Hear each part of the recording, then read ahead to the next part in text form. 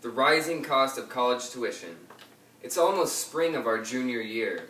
ACTs were this week, SATs are starting again next month, and the question on every college-bound student's mind is, how am I going to pay for college?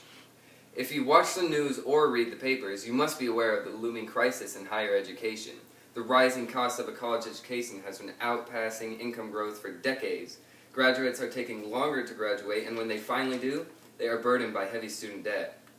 Politicians from both the left and the right are recognizing the dangers of heavy student loan debt and its potential for financial stranglehold on future graduates and our overall economy.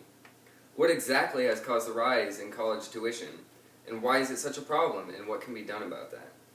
In September of 2015, Adam Davidson of the New York Times asked the question, is college tuition really too high?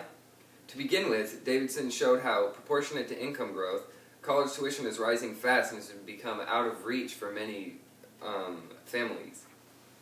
Let's use his example to illustrate how family budgets have changed. In 1974, the median American family earned just under $13,000 a year.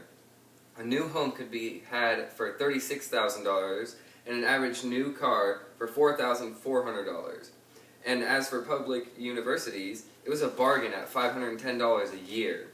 In this example, annual percentage of total income that a family would pay for college is 1.42%.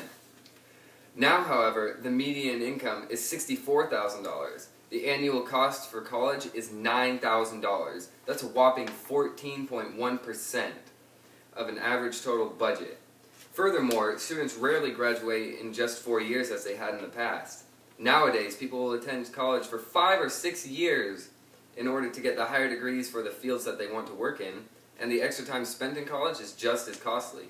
People can't afford to send their child to college anymore because the price for admission is rising so astronomically, and the average median American family can't afford the cost on their annual wages.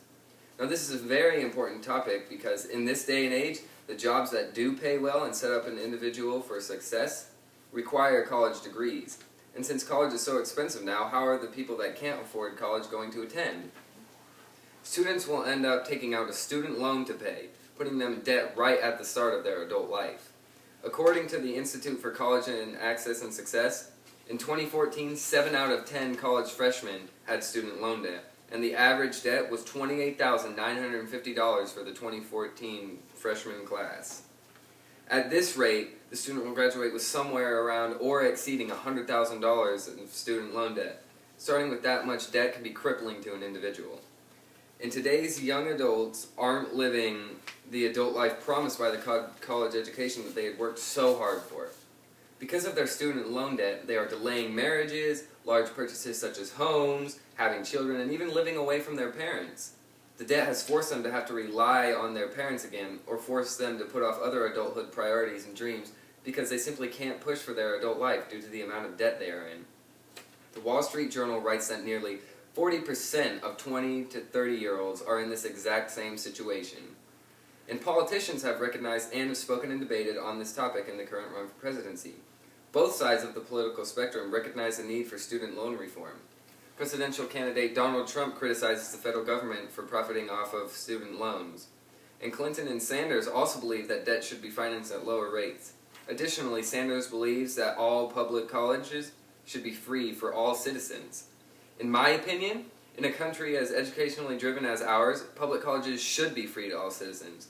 Ultimately, a debt-free education would be advantageous to individuals and society, propelling graduates into a future of more favorable circumstances, one of opportunity and promise.